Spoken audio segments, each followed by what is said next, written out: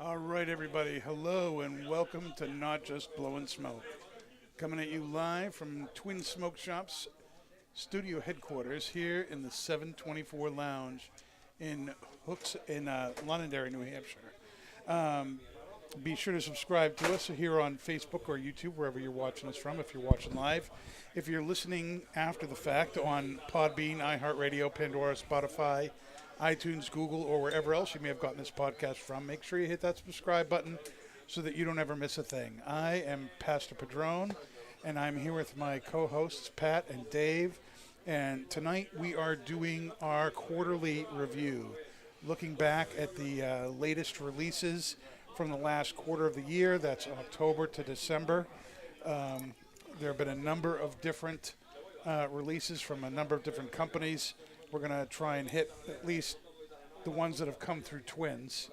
And while we're doing that, we're going to be smoking one of those cigars, the Stillwell Star Holiday Y2022, which features an Ecuadorian Habano wrapper, San Andreas binder, and various fillers, including some pipe tobacco, specifically Cavendish, Burley, and Virginia. It's a Toro 6x52, typical Toro for Saka. And what else do you want to say about this, Pat? I know you have some other information on the cigar. Yeah, so I sat with Jeremy over the summer and we talked about this, and the only thing that I can add to it is that the 2.5 of the 16 grams of the filler is the light leaf pipe tobacco. Right, so it's not much. Yeah, it's a small amount. And there's a little bit of some flavor inside. Yeah, this is kind of an aromatic, which is typically what a holiday blend is. They have the tobacco was pressed with vanilla, chocolate, and caramel. Mm-hmm. So if you don't know the story of the Stillwell cigar, Steve Saka of Dunbarton Tobacco Trust is also a pipe smoker, and he smokes 3-4 bowls of pipe tobacco every day, in addition to all the cigars that he does. And for somebody like myself and Steve, who love both cigars and pipes, you realize that there are tastes and flavors and smells, aromas that are unique to pipes that you just don't get with cigars. And Steve wanted to create a high-end cigar that he could share some of his favorite smells and tastes from pipe tobacco with.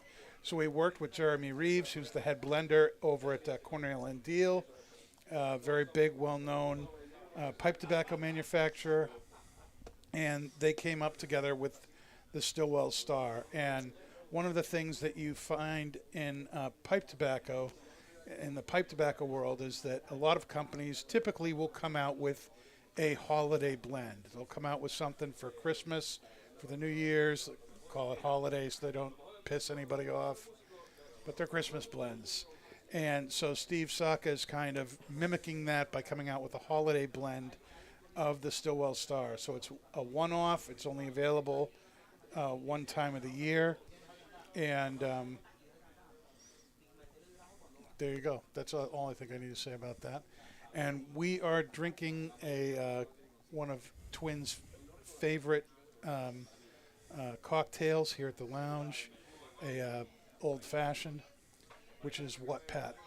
So they do 2 ounces of Old Forester. It's either 100 proof or 86 proof. I think currently we're using the 86 proof.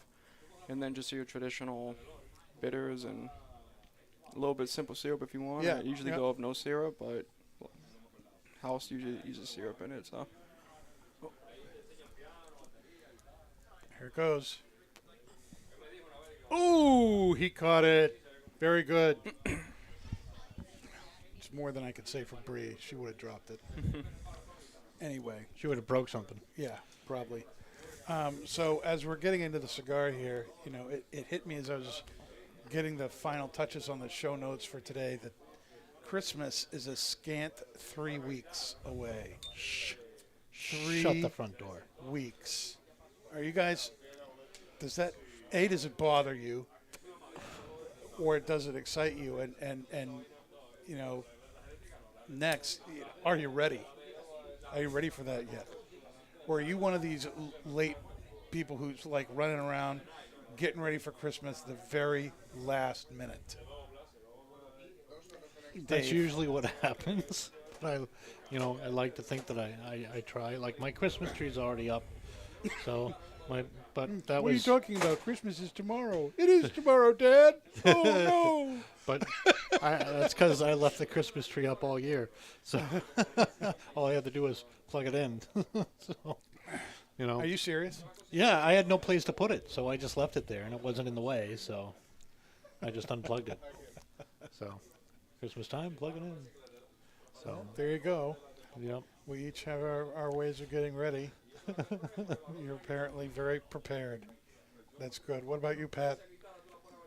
I've Do you have to do anything to get ready for Christmas, or is that still, you just let Christmas happen because you got mom, you got dad. It's just that they do everything, and you just enjoy what they do. Yeah, I just kind of let it happen. I mean, this is a finals period, so I'm studying every day. Excuses. Well, that's what it is. And I have a placement exam to get promoted. Plenty of parents with finals that have kids still make Christmas happen. No excuses. Bah humbug. But I have a placement exam to get promoted to a third year, which is on Christmas Eve. Ooh, jeez. I don't really feel like it's Christmas until Christmas Day. So Yeah. That's rough. Are you going to be able to enjoy Christmas, having just had a final on Christmas Eve, or are you going to be like dead? yeah, I'll probably be dead, but I'll be able to relax and be stress free for a little bit at least. So it'll be good. All right. Well, now that we're a little bit into the cigar, this is not Steve Saka's typical thing. What do you guys think of this? It's got a lot going on.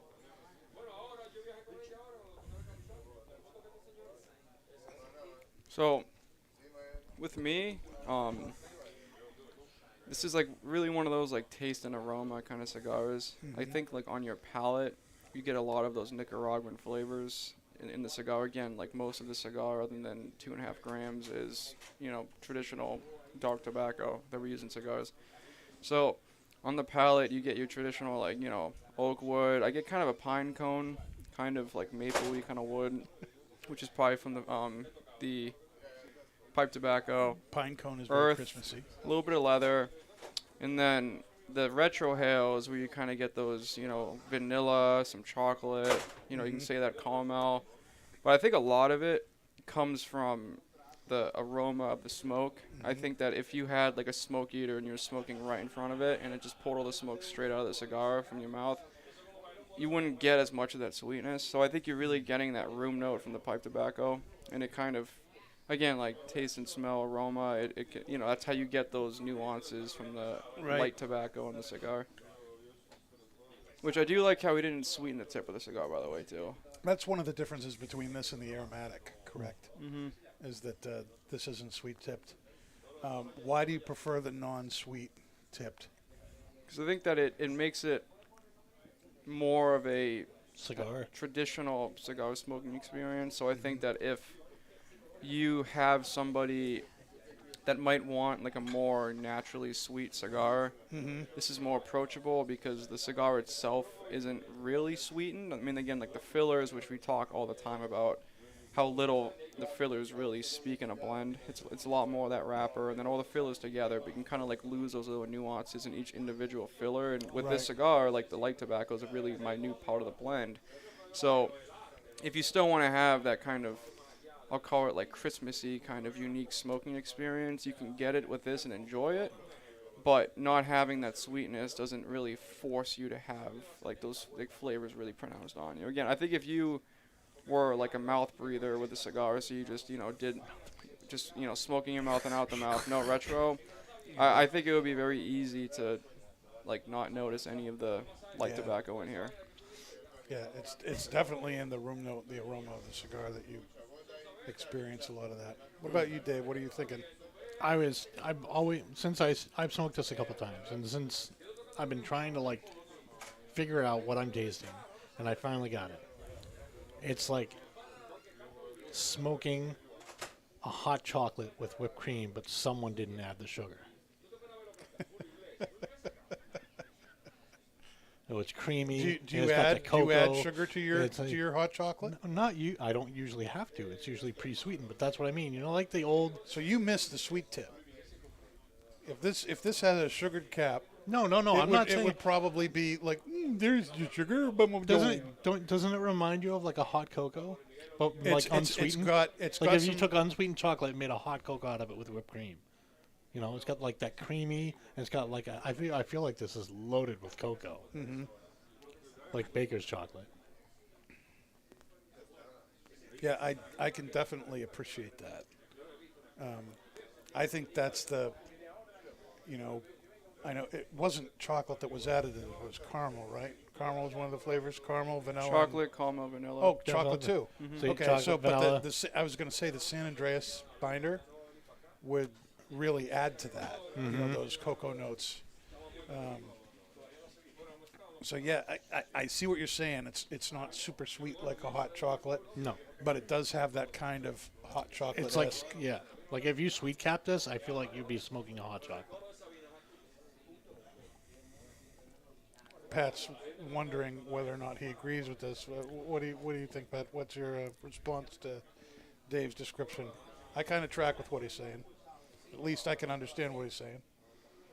I mean, I definitely get some sweetness out of the cigar. You know, like I guess if I had to, Well, yeah, but like tobacco sweet. But I mean, I'm not talking like sugar sweet. well, I think it's a little bit sweeter than you would get in like a traditional cigar. But I guess the if you had to put like a name to, you know, what it tastes, Maybe. like the aroma of it is, I think it's similar to like what a hot chocolate smells like. You know, like when you drink hot chocolate, it has a different taste than it smells, Yeah. but it still smells like a hot chocolate. It smells like a hot. Yeah. Like you're not getting like that sugary sensation on your palate, but when you smell hot chocolate, it has like that kind of like savory aroma of the chocolate. So I guess that would be how I explained it. I think if you, We should pair this with hot chocolate. well, that would be a good pairing, I think, with this cigar. But you know, one of the reasons I wanted to do the old fashioned was, it is a sweeter drink. No, that sounds. I And- haven't even had any yet. And smoking it and taking a sip, I think the sweetness of the cocktail really brings out a lot of the sweetness and the cocoa notes in the cigar, and I find it very, very nice. You know, now here's the next question: would you call this like an aromatic? Yeah. To me, there's It's a fine borderline. line between, you know, your acid, your tobacco, your Java, your, you know. But does it have to be sweet to be an aromatic? No, and I don't think all of the, like acid cigars have that super sweet tip either. The 20ths I don't think have much of a. Oh, yeah. sweetened Well, cap, I think it just goes away after like a few minutes. you know, but I think, you know, Steve's goal with the Stillwell was to create a cigar that imparted some things that he enjoyed that you go, oh, that's not normally what I get in a cigar, but it's a cigar.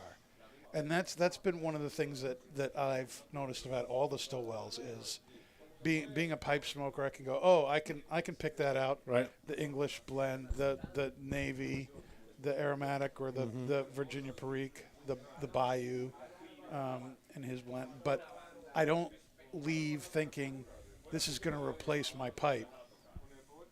You know, No. or if I'm a pipe smoker, I'm not thinking I'm going to leave it and go into cigars. You know, that this is it's a cigar. It's a high end. It's cigar first, like like Steve said. Yeah. Yeah, it's a cigar 1st. You know, so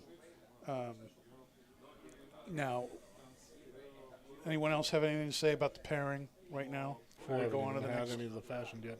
It kind of introduces like one of those, you know, like those like. I think I've used this one before, but like Valentine's Day, you have like those variety of different chocolates. The one that has like the orange kind of frosting inside of it. Yeah. Dark chocolate. That's kind of what the pairing introduces. Yeah, I think it works really well. Yeah. You like it, Dave? What are you doing? People are seeing your belly there. I know. All right.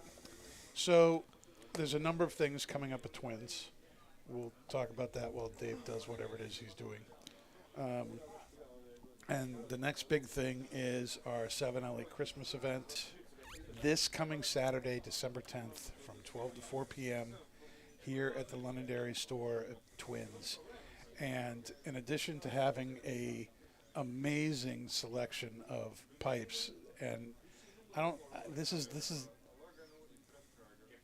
the largest amount of 7LA pipes I think we've had here since I started this, since I kind of started doing these annual events. And there are pipes for every taste and budget. They start at around 120 and they go up to about $1,200. There's some real beauties there, and that's going to be a fantastic time. Kaz Walters from La DC Distribution Group, who is the company that markets 7LA in the United States, is going to be with us.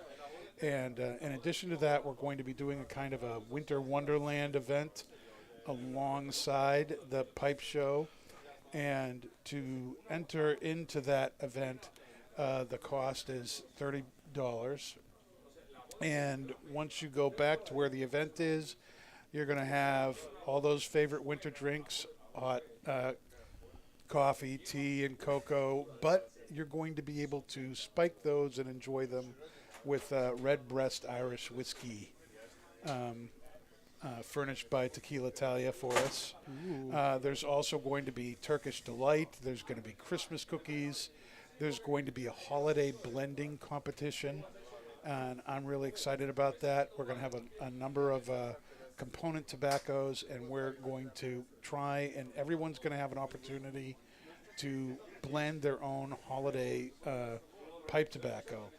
And Kaz is going to pick the best blend from that, and there's a number of different prizes that'll go for some people, but the number one prize is a 7LA Christmas pipe, and the person will be leaving with that. And in addition to that, if you do the event and you enjoy the drinks, the cookies, the smoking, the pipe tobacco back there, you're going to be able to take that $30 and put it towards the purchase of a pipe should you want to buy a pipe at the show. It's going to be a great event. It's typically one of our best events of the year. You're not going to want to miss it. And Kaz is going to be with us the following week on the podcast on Tuesday. So next week, Kaz is going to be with us. I'm looking forward to that. Which brings up another thing here. Do any of you miss doing the pipe section on the show?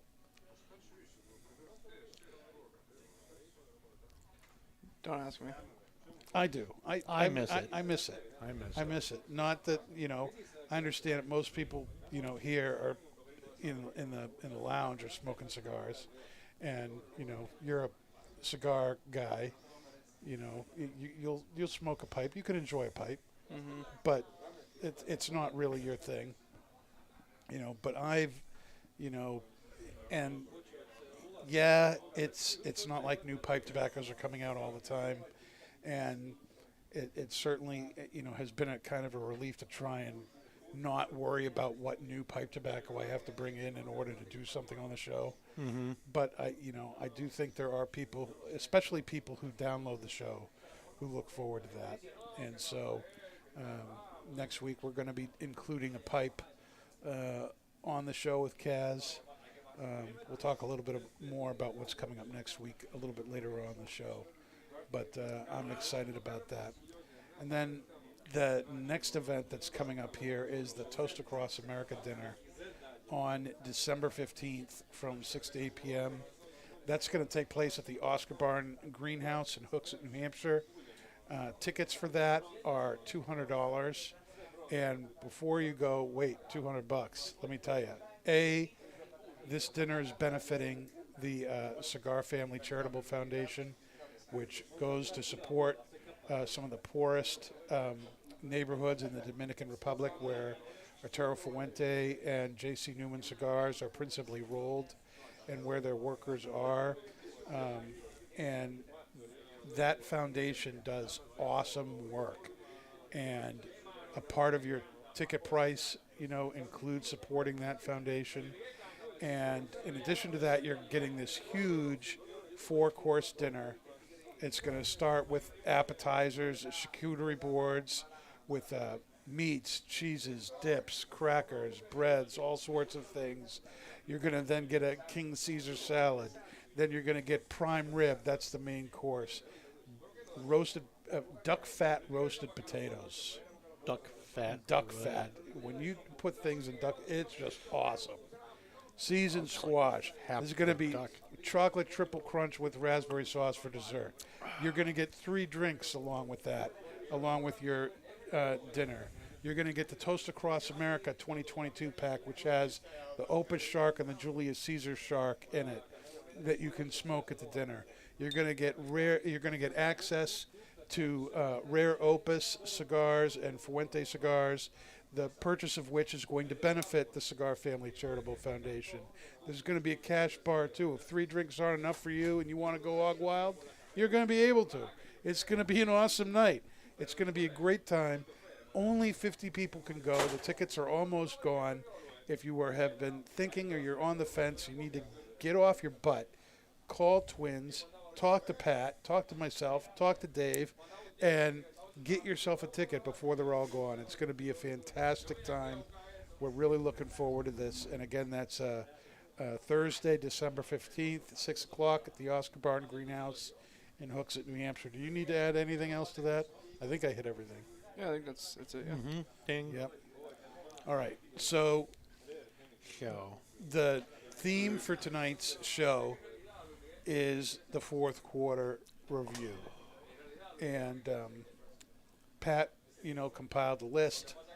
I, digitized it because paper is so, 19th century. Not that I'm totally against paper, but this is so much easier than paper here. You know what I'm saying? It's good for kindling. Yes, that's true. If you have a fireplace. But you have how many? 5? 4. 4. I don't use them all. They all work, but I really only use 1 or 2. And we have a wood stove, too. So that would be 5, if you count the wood stove. 4 fireplaces and a wood stove. But they're not really that's not really how we heat the house. It's more for ambiance and stuff like that. What? He's so stoic. You can smile, Pat. It's Tuesday.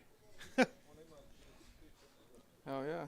Yeah, hell yeah. So let's talk a little bit about some of the cigars that have come out in the fourth quarter. These were put in the order that they were written on the sheet. They're not in any kind of particular order at all.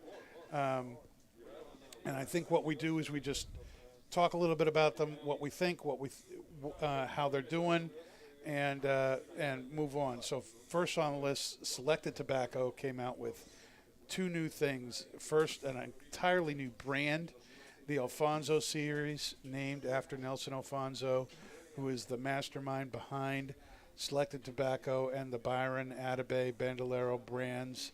This is named after him. And also, it came out with a line extension for Byron, the Byron 1850. Both of those cigars are part of a project in which he has been using French oak in addition to cedar to age these cigars in. The Byrons and Atabeys up to this point have been aged in a room that's lined with 7 different kinds of cedar. Some of those cedars are for aromatic purposes. Some of them are to keep pests away. But the way he ages, raising and lowering the humidity, Genius. So that the cigar, basically exhales the tars and ammonias in the leaf, and then breathes in the cedar, and really kind of what he says purifies the cigar. It has just been genius. I don't know anyone else that does that. And now he's doing it. French oak, is used for wine barrels and French wine and stuff like that. And he wanted to try and incorporate that in with things. These two lines are the result of having sat in that room for 5 years as cigars. You guys got to understand, when most of the cigars downstairs in our humidor, once they're rolled, they go sit in an aging room, and they sit for 2-3 months, maybe 6 max. 5 years after they were rolled. It's crazy. And every 2 weeks, the humidity and temperature goes from 70% humidity and 70 degrees Fahrenheit down to 40 degrees humidity and Fahrenheit, and up and down every 2 weeks for 5 years. It's freaking amazing. Those cigars are nuts. And that's one of the reasons they're as expensive as they are. They're a super premium cigar. The Alfonsos start at $40 and go up from there. The Byrons, are in that price range as well. What do you guys think? Have you had those yet? I know you have, Pat. Look at the Alfonso's a really good cigar. It's kind of if you're more of like the Atabay smoker, I think that's gonna be in your wheelhouse. The blend on the top of my head, I know it's an Ecuadorian Connecticut wrapper on an Ecuadorian Connecticut binder. I think it has Peruvian, Nicaraguan, and Dominican fillers. Yeah. Which these are the two cigars that he actually tells you what's in them. Everything else. I was gonna say he usually doesn't say anything. Yeah, everything else is undisclosed. But it was good. I know a lot of different podcasts and publishments have been giving it, like high 90s to 100. I thought it was a really good, medium-bodied cigar to me, like when it comes to like the flavor and the aroma. And then the Byron 1850 was, I would say, one of my top cigars of the year, because I think it's a Ecuadorian Habano wrapper on that one, I forget, but then it's identical binder and filler. That one it reminds me of like the Byron Puemas, Yeah. So it's a little bit more medium plus. But the unique thing about that cigar, both of them, because of the French oak and just like the way that they age it with the cedar, is if you cut the cigar, you do a cold draw, it literally tastes the way that like a really like one of those like Savoy humidor smells, like kind of like that sherry kind of cedar, like that sweet cedar. Like it's just like the taste in the cigar before you light it. So it was pretty unique. Yeah, I had both myself, and I love the Alfonso. Thought it was great for a lighter, medium-bodied cigar. The Byron 1850, I had the number 3. Unfreaking real. That cigar was awesome. I have never spent $45 on a cigar, but it was worth it. It was one of those things. No, it's not it's not something you have all the time. It's a special occasion cigar. To me, Christmas, Thanksgiving, your birthday, you getting married, something like that, or you just need a little pick-me-up, something special. That's a great cigar to get. Only a few hundred boxes of each of those sizes, whether it be the Alfonso or the Byron 1850, are produced and will be produced every year. So, you think about that, 400 boxes of a size for the earth. That means, if you see a box, get one, put it away, or better yet, get 2, smoke one and put the other one away. Very good stuff. Next, you got Dunbarton Tobacco Trust, which one of their cigars, of course, is the Holiday, which we're smoking now. And the next one that they released in the fourth quarter was the Mi Querida Black, the Saka Khan, which was announced at the summer's PCA and just came out in the fourth quarter. It's the third extension to the Mi Querida line, and I thought it was awesome. Excellent. Great cigar. Mi Querida, I think, really, to me, has kind of 3 major profiles as far as flavors go. There's the cocoa notes, there's kind of a espresso and spice, and there's earth. and the original Mi Querida focuses more on those cocoa notes. The Tricky Traca, the red banded Mi Queridas, focus more on the coffee and spice, and the Saka Khan focuses more on the earthy notes of the cigar. Not that those other notes are gone, just one comes forward and the other goes back, kind of a thing. And I really, really enjoyed it. If you like a good earthy cigar, it's going to be hard to beat the Saka Khan. Mm-hmm. It's really good. Yep. You want me to go? Yeah, sure. It's a. You can even interrupt, Pat. That's what they do on talk shows. Yeah. Yeah, the Soccer Con's like probably, well, it's in the running for me for Cigar of the Year. Like when he first released it at PCA, I noticed the band color, which is like that silver and black, and it's identical to the Liga Privada #9. So a lot of soccer smokers are kind of waiting for him to make that cigar again. And I don't know, the Mi Querida line has always been kind of one of my favorite cigars because it's like kind of a passion project for him. Again, like Mi Querida translates from Spanish to English as my mistress. He always says he has an affair with his wife with tobacco. So that's where the name came from. And then the Saka Khan, when I looked at the blend of it, I was interested because it looked like what would have been a competing blend for the Liga Privada. And so the blend obviously has Connecticut broadleaf wrapper. It has that San Andreas Cultivo Tanto Negro binder, and then it has fillers from the Dominican, Honduras, and Nicaragua. So the new Liga Privadas that have been coming out, the H99, the 10 Anniversario, they have a San Andreas binder, and then I think there's a Dominican leaf on the 10 Anniversario. So. It's interesting because like that seems to be like potentially you can conspiracize that it could have been a competing blend for the #9. If you smoke it, it does have that same kind of profile as the 9 does, and it's really, really good cigar. And again, like the double Corona, I believe that was the first size of the #9 made actually. And I know every year he's gonna do a new size of it. So I'm kind of interested to see what the other Vitolas are going to smoke like. But yeah, that is a really good, consistent cigar. Did you have it too, Dave? Yes, I've had a few. It's definitely that's right now is my favorite cigar of the year. Okay. Absolutely. Yeah. Well, it's up there with mine too. That's interesting. We'll talk more about that a little bit later on in the show. Next. Up is Tatuaje, and interestingly enough, you put the Advent calendar down as a late quarter release. It's not really new cigar, but it was something.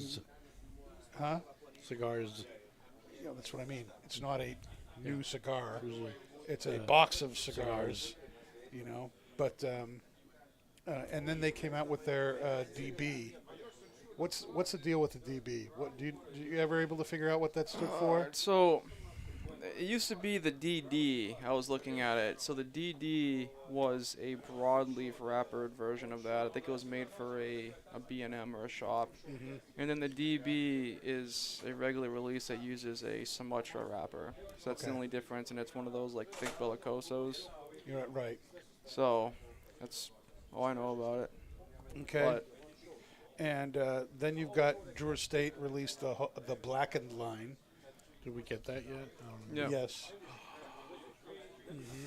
You want to talk a little bit about that, Pat?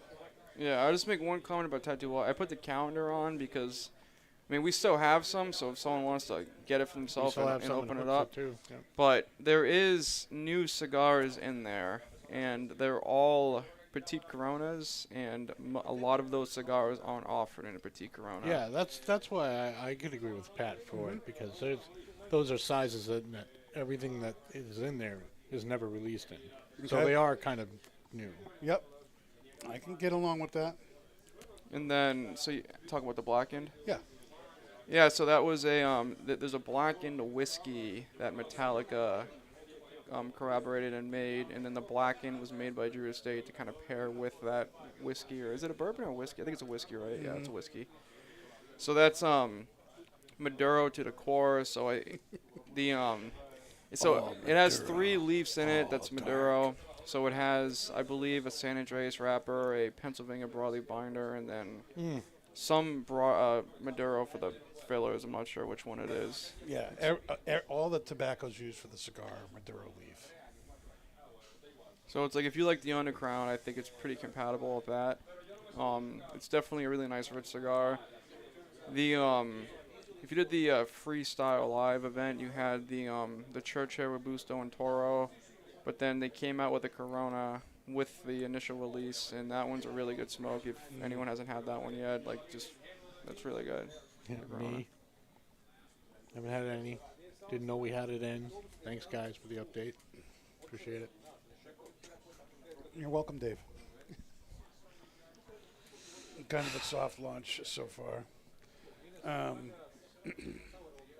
Then there's the Forged, released the Big Payback in the Nicaraguan and the Maduro. Who? Room 101. Oh, Yeah, so blends on those, I don't actually. I know that the Maduro Payback has that Connecticut broadleaf, and a lot of their blends have like Nicaraguan, Dominican fillers in it. I'm not sure what the binder is. And then the Nicaraguan's obviously a Nicaraguan Puro. I don't think they use AJ for that one. I don't remember, but the Nicaraguan is if you're gonna say like an under $8 cigar, that's probably my favorite cigar of the year. That's under $8. It's phenomenal. It has like that nice kind of like sweetness to it. From the Dominican, not Dominican tobacco, from the whatever the Nicaraguan tobacco is. It has a nice amount of spice to it. Really well constructed. They have 4 sizes, I think, of it. So, and then they're all, around 8 or under $8. Right. 50 count boxes. Yeah. Then we have the most expensive release ever from Foundation, the Senator cigar, which celebrates the 100th anniversary of the discovery of King Tut's tomb, which replica of which is in the basement of the Highclere Castle over in England. That's one of the very boxes they interesting found in the cigar. tomb, yeah. What do you know about that, Pat? Blend-wise, I know it's very aged tobacco. I think the wrapper might be 10 years. They didn't completely disclose what tobacco it is. No, they did not. I think it's the same wrapper as a Victorian, though. I don't know if that's a Ecuadorian Habano, something like that. But I smoked it, and it was good. I think when you put something at $33, where like the manufacturer that tobacco you get, which is Aganorsa, doesn't have their own $30 cigar, it's kind of tough to make that work. Did you say Tut? It's kind of tough to make that work. I think if you like what Nick does, it's definitely worth trying because it's a different expression of the Victorian, in my opinion. It was very much like the Victorian. Personally, I would take the Toro, $15 any day over it. But yeah, if you like the Victorian, again, it just that Vitola, and he utilizes a little bit more aged tobacco, so it does kind of give it more of that kind of like musty nuance to it. So it's definitely worth trying if you're a fan of that portfolio. Was the Olmec another cigar that came out in the fourth quarter, or was that late third? I think it was late third, and I think we were waiting to get it, but it came out. Yeah. So I think I probably missed that one because I don't think we talked about the Olmec yet. No, I don't think we have. That was an awesome cigar. Yeah, we're sold out. Yeah, $15 to $18 a stick, 12 count boxes. They come in a Calero and a Maduro, 4 sizes of each. From Coronas up to a 6x60 Gordo. They're all box pressed. That's an amazing cigar. I think it's one of my favorite things he's come out with. That's the other one that's in the running for me for the cigar of the year. Would be the Olmecs. Yeah. Yeah, it smokes like, to me, it was like a Padron supplement. It very much reminds me of Padron. I just think it's funny because so they use a stock cut San Andreas from the Maduro, and they use the Olmec to supplement shelf space because the Tabernacles, the crop 3 years ago was not really usable, so there's not a whole lot of Tabernacle. I think it's funny it's back ordered already. So, but yeah, no, that's definitely, if you have them in stock somewhere, like those things are phenomenal cigars. And another cigar that recently showed up at Twins was the Christoph PCA release, the Vengeance Box Press Perfecto. My favorite Vengeance. Your favorite Vengeance, Dave? We did that on the show a couple of weeks ago, and I thought that was a great cigar. I've always liked the Vengeance. The Perfecto, in particular, has been my favorite Vitola in that line, and I was really glad that they did the box pressed version of that size. Right. No, because I feel like it made the Perfecto perfect. You liked it? You liked it better than the original? Yep. Yes, I did. I thought it was awesome. What about you, Pat? Would you agree or disagree? I agree. Christoph's funny because it's like the first, because all their TAA releases are box press versions of an already existing blend. Right. And they kind of like early days taught me like what box pressing can do to a cigar, because each one that they've done has been, you know, like my favorite Christoph changes every year based on their TAA release. So I'm excited to see. San Andreas. Can we talk about the? Yeah, sure. So I'm excited to see the one that they're making, the box press San Andreas Perfecto for Twins 25th, because again, like that box press TAA San Andreas did really, really well here, and I'm just kind of interested to see what that Perfecto format can do for it. So. Right. That hasn't shown up yet, but it will soon. We're actually going to be smoking that on the 20th. So our Christmas episode, we will be having those on the show. Nice. And with Lee Graves, who's the new rep for Christoph. So I know we'll have them because he's coming. And he'll have them regardless. But I agree, Pat. The San Andreas box press that they did for the TAA back in 2019, I think. Nope. Yep, it was an amazingly popular cigar for Twins, and so getting that same blend in the Perfecto and in the box press Perfecto, I think is going to be amazing. Then you come out with some cigars that are, well, no, let's talk about one other that's been out for a little bit. The Aganorsa Aniversario Corojo was another fourth quarter thing. We did that on the show with Bellavance a few weeks ago. And what a versatile cigar that was. You could drink just about anything with that. All the beers in the world with it, yeah. And then some cigars that have literally just shown up that we knew were going to be coming in December. Today, the Rocky Patel Edge 20 came in, the 20th anniversary Edge, and the DBS came in. Now, I know you were with Rocky a few days ago for the launch of these at another place that was celebrating its 100th anniversary, which is pretty freaking awesome. But you want to tell me a little bit about those, your experience with Rocky? Yeah.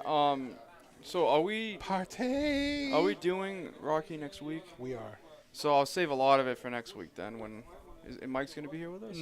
So those did come in today? Yeah, Today. they just came in. So I'll save a lot of that kind of background on it. But yeah, so 2 cigars, DBS, double broadleaf San Andreas, and then the 20th anniversary Edge. So the Edge uses a Sumatra Maduro wrapper, 10-year age. Again, I said this in front of Rocky, and he was staring a hole through my head. So he didn't correct me, but he didn't say I was wrong. So I don't know, because I was on another podcast doing it, and yeah, I don't know. Like, did he forget he told Charlie what the blend was? I don't know. But so it's the original Maduro wrapper. You could just say you got it from smoking it. They believe you anyways. And then a 10-year age Honduran binder, and then the fillers are, so he has Panama fillers, which is kind of the highlight of that cigar. We'll talk more about it next week, but the Edge was really what got Rocky his name and reputation during like the late 90s, early 2000s, during the boom. You know, all the Don Nobodies who making cigars because the demand was so high. Yep. No one was using Panama tobacco, and it had a very unique characteristic to it. And the Edge originally had no band on it, and then he just had it in those big, like, factory, like, 100-count boxes. People started releasing cigars similar to that box with no band on them, claiming to be the Edge. That's why Rocky then put the foot band on the Edge. If you open the band up, it says, look out for counterfeits. This is the authentic Edge, whatever. So That's the Edge. Really, really, really, really good cigar. I was forced to give a rating for the first time on that. I gave it a 9.5. Mm-hmm. How Phenomenal. much money did you get? I got nothing. I wasn't lying either. I had very little things to say about it. That were negative. That were negative. You always have very little things to say about things, but And then you have the DBS. That blend, honestly, I have no clue what it is. I've been told from like trusted sources 2 different things. I believed it was a San Andreas wrapper, a broadleaf binder, and then there was Nicaraguan broadleaf. I don't know what it is though. I don't know. There's Yeah. 2 broadleafs and then a San Andreas somewhere. And that cigar, I've smoked numerous times now. I'm not going to give my opinion about it because it wasn't the best, but those cigars I smoked were shipped in a freight You airship. just gave your opinion about it. Well, it's Just not saying. it's not a confirmed opinion because Rocky sent them here for that celebration, and it wasn't done the way he would have done it. And he usually ships it in humidified, controlled containers, and then they sit for a month before they get sent to the shops. And that didn't happen with this cigar, so I can't give an honest opinion about it because it's not ready to smoke yet. So right. That's fair then. Okay. Then another cigar that came in today was the Asylum 10th Anniversary 11 by 18. Ooh. Interestingly, to kind of put things in perspective, Christmas Asylum, that's an 11 by 18. Christmas typically, the Christmas season, at least the last few years, and this seems to be a trend, high-end cigars are coming out around Christmas. And I think, the idea is they're gifts. People are going to spend a little bit more money. That's when what you release. Opus does. So, you've got the Alfonso, the Byrons, 40, 50, 60 bucks a pop. The Davidoff Royal Release, that was, new batches of that came in. You're talking $80, $90, $100, $120 for those cigars. Then you've got the Edge kind of defies that. That's, $10, $11, $12, $13 a stick. The DBS is $20 to $23 a stick. It's not cheap. It's another, kind of like the white label. It's a high end from Rocky Patel. And all you have to do to know is to look at the boxes. They come in boxes that hold the boxes, and it's this almost like a suede kind of top to the box with hand-stitched DBS in orange, done onto the box. They look incredible. It's a very, the presentation. Rocky is awesome at presentation. He has some of the best presentation in the business, as far as I'm concerned. The Asylum 10, 11 by 18 is also a $20 cigar. And that's interesting because Asylum, you don't think of Asylum with big bucks. Each cigar, It's a budget cigar it's a usually, 20-count box, but each cigar comes in its own coffin. And, it's just, that's one of the reasons that things have been tight in the industry as well, that you don't often think about unless you're, in the middle of all this stuff. What are some cigars? We've already kind of hinted at some of this. What are some cigars that are rising to the top as your choice for cigar of the year for us here at Not Just Blowing Smoke? For me, it's between the Sin Compromiso Paladin, the Mi Querida SakaCon, the Edge 20th, and yeah, maybe, and then I guess the 4th spot on my contender list is between the 1850 and then the 20 Acre Farm. Okay. Dave, what about you? Sorry, what was the question? What cigars are rising to the top of your list for the best of 2020? The SakaCon. 2022. Yeah, the SakaCon, the Olmec. And those are it right now. I have to smoke the other ones that I haven't been able to smoke yet since they've come in. We'll see. SakaCon. And the Eduardo. SakaCon for me too. I thought the Eduardo was And the Espresso. yeah. SakaCon, the There's a lot of Espresso, good cigars this year. the Olmec, the Byron 1850. I don't know if I'm going to be able to try that one. That's It's a little pricey for Dave. freaking amazing. Great cigar. It's going to be tough this year, I think, to come up with. We should do that on the show, Dan. Which leads to another thing I wanted to talk about, which was up until now we've done kind of our overall best new cigar of the year. And I like the idea of choosing a cigar of the year that is a newcomer. I think we should stick with that. But there might be some, we've talked about it on and off the show, about whether or not there would be value in doing different categories, like, best limited edition cigar, and which then you could talk about Byron's or Alfonso's or the Senators or of the world, which are really limited releases that are not ever going to be available widely to anybody. Well, we should. We should do like best super premium, best PCA, best, something like that. Yeah, best value cigar of the year. Yeah. I already have a pick for that one. I'm sure you do. And it is The Street Taco. no, well, the Drew Estate, the blue label, the Nica Nica Rustica. Rustica. Nica Rustica, yeah, the Rustica. Adobe. The Adobe, yeah. That is a fantastic cigar for the price. Mhm. Would we want to do that? Yeah, I mean, my thing with a lot of like different reviews is, having so many categories, almost every cigar falls into something. Yeah. So I think if we had maybe, a condensed kind of 3 categories, like maybe best limited cigar. I think we should do it. Super premium, premium, and budget. Yeah, I wouldn't do super premium and premium. I don't know, because like there's some Or you could premium do- that I think are better than Or super you could premium. do, premium cigars, PCA, and budget, or something like that. I would just put PCA and limited. I would do limited cigar, release.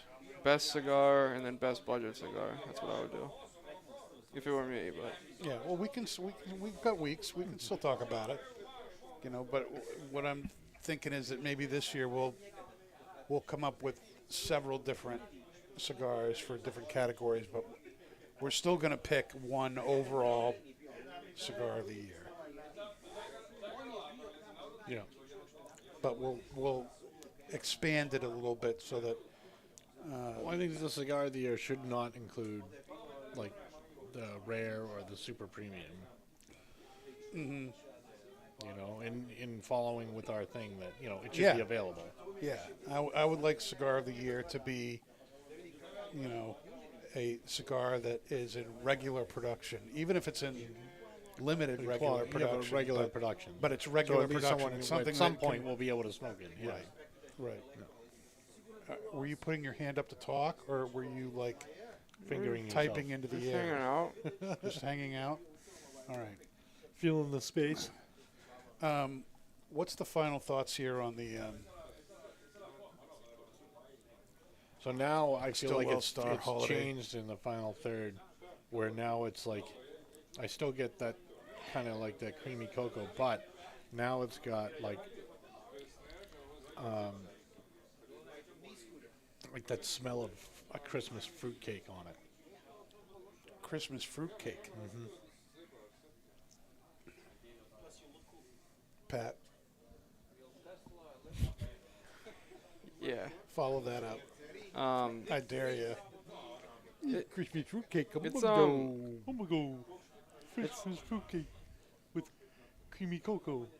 I was kind of echo what I said in the beginning. I think it's a pretty linear cigar. It's not. I don't think too many things change with it, which is a good thing for a lot of people. Like that sweetness is there, but it's very fainted. Again, Fainted? like Faint. faint. Yeah. So it's there, but it's not like overpowering, and Mhm. it like the aroma and like the room note of the cigar is what introduces a lot of those sweet notes. So yeah, I think it's I'd probably say it's probably my favorite Stillwell. Yeah, I think it's better than I like it more than the original aromatic number one, just because the sweet cap on it. It would be close to the Navy, but I would say that this one probably takes it. What, you just not like the English or something? I think that's the best one, period. Subjective. Oh, yeah, it is. Why do you like the English? I think it's got like the best parts of a cigar and the best parts of an English tobacco. You know, it's a nice medium plus cigar. It's so rich in flavor. I feel like, you know, it intensifies as you go down. You know, just like you would if you were smoking an English in the pipe. You know, I think it's just exceptionally well done. Okay. How I feel about it. It's my favorite of the Stillwells. I think this is a solid addition to the Stillwell line. I like I like the fact that it doesn't have a sugar tip either. I think it kind of helps you appreciate the different flavors that are in the fillers. I think sometimes the sugar cap, like in the aromatic, it almost gets in the way of some of the aspects of the cigar. But very, very good. No construction issues at all. We've all been smoking this along, and Is there really ever with a Saka cigar like it's like you don't run into them as often with Dunbarton? I feel like no, it's good stuff. And I thought the pairing was very good too. I thought the sweetness in the old fashioned really brought out those aromatic flavors in the tobacco and the cigar, and I thought it was very refreshing. It would go well with a hot chocolate, to your point, and a hot chocolate with like wet redbreast whiskey in it. That would go even. Yeah. Wet West whiskey. A little Yeah. slice of fruitcake. Maybe some fruitcake. Not that I would eat the fruitcake. Yep. Just Yep. to smell it. Well, you can get it if you want to smell it, Dave. I'll just pass. I'll just get the hot chocolate and a little bit of whiskey. That'll be good. Next week, like we said on the show, we're going to have Mark La Riviere from Rocky Patel and Kaz Walters from La DC Distribution Group. Both of them are going to be on the show. And we're going to look at two other newcomers from the fourth quarter, the Rocky Patel DBS, which we've talked about, and a newcomer in the pipe tobacco side, GLP's Bankside, which is also very, very good. Anything GLP's. He's like the I'd love to get him on the show. yeah, he's like the Steve Saka of the pipe tobacco world, as far as I'm concerned. Yep. Isn't he on the board for Esoterica too? Well, he was on the tasting board. There is no tasting board now. The flavors are all done and out. So, Oh, okay. yeah. But he helped make him, basically. He helped bring those brands to market, yeah. So that's it for tonight. Hopefully you will be here this time, 8 o'clock, next Tuesday. And if you're anywhere in the New Hampshire area, come by, sit in the lounge, and join us on the show. It's going to be an awesome time. And that's not just blowing smoke, people. We'll see you next week.